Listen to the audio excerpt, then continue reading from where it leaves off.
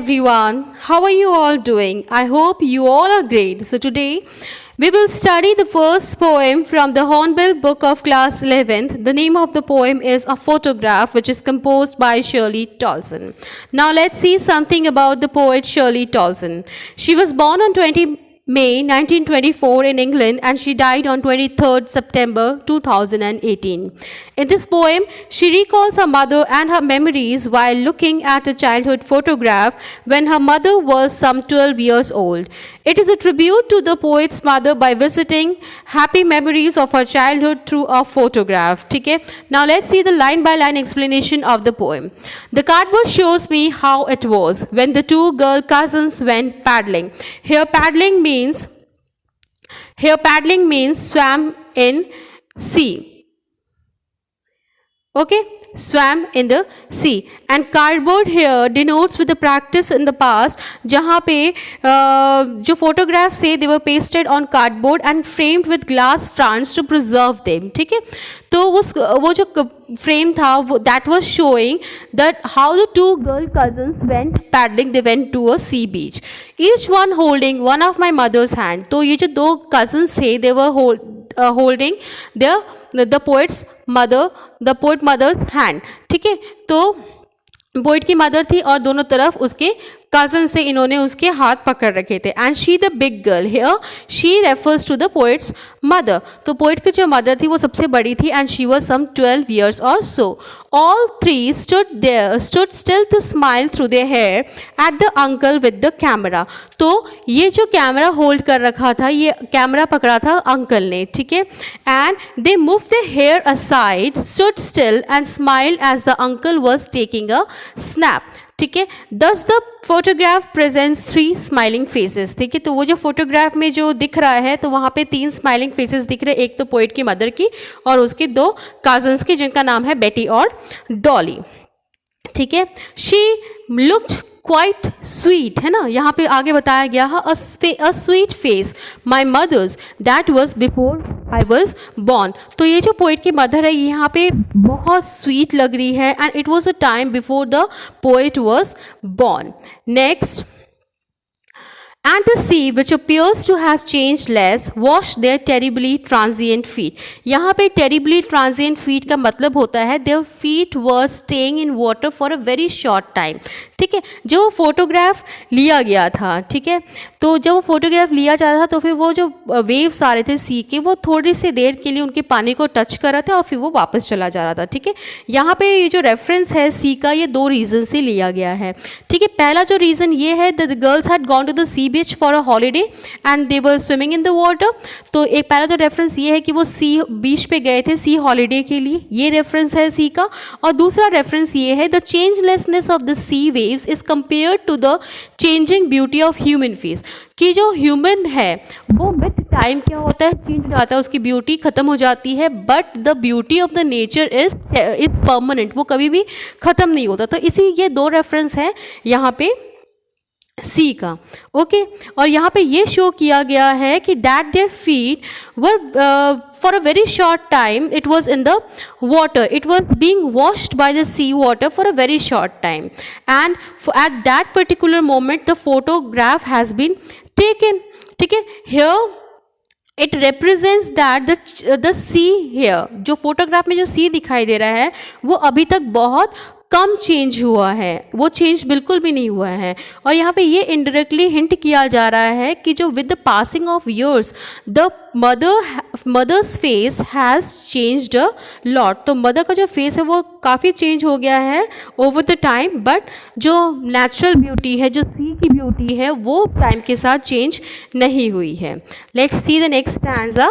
Some 20-30 years later she'd laugh at the snapshot, see Betty and Dolly she'd say, and look how they dressed us for the beach.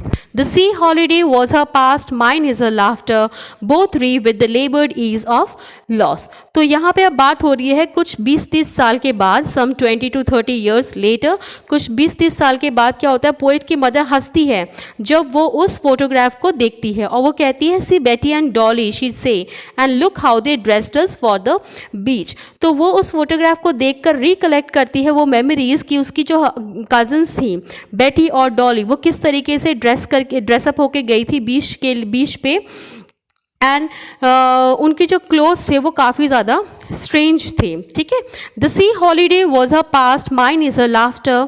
तो यहाँ पे ये कहा जा रहा है कि वो जो सी हॉलीडे है वो सी हॉलीडे उसकी मदर का पास्ट है। जब वो उस फोटोग्राफ को देख रही है तो वो जो सी हॉलीडे था वो ऑलरेडी जो एक्शन है that has been taken place.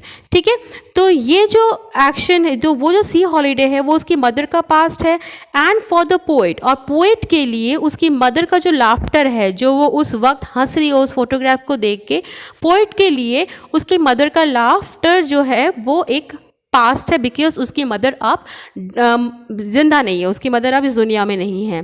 ठीक है, both wry with the laboured ease of loss. अब यहाँ री का मतलब होता है अम्यूजिंग एंड डिसअपॉइंटिंग, और लेबर्ड मतलब होता है something which is forced, something which is not natural. Okay, both means, यहाँ पे बोथ क्या क्या है, both means the sea holiday and the laughter of the mother. ठीक है, they are the incidents of the past, दोनों ही past के इंसिडेंट्स हैं। There is a sense of loss associated with the both the incidents. ठीक है, उसकी mother के लिए वो जो सी हॉलीडे था वो एक बहुत चीयरफुल मेमोरी है, तो वो एक लॉस का फीलिंग आती है उस मदर को जब वो उसके बारे में याद करती है, और वैसे ही जब ये पोइट अपनी मदर के लाफ्टर के बारे में याद कर रहे हैं तो उनको भी बहुत ज़्यादा एक लॉस की फीलिंग आ रही है। ठीक है, so there is a sense of loss associated with both the incidents. They are amusing in an ironic way. ठीक है, आयरनिक वे में अम्यूजिंग क्यों है, बिकॉज क्योंकि दोनों जो इंसिडेंट्स हैं वो उनके लॉस से लिंक्ड है, which requires a force state of freedom from the pain. ठीक है, तो जैसे ही वो लॉस से लिंक्ड है, जैसे ही वो उसको याद करते हैं वो खुश होते हैं, और लेकिन फिर वो जो दुख आ जाता है उसको उससे उनको फ्री होने के लिए उनको एक फोर्स्ड स्टेट में जाना होता है। That is state of being state of feeling comfortable and relaxed is unnatural और फोर्स्ड वन।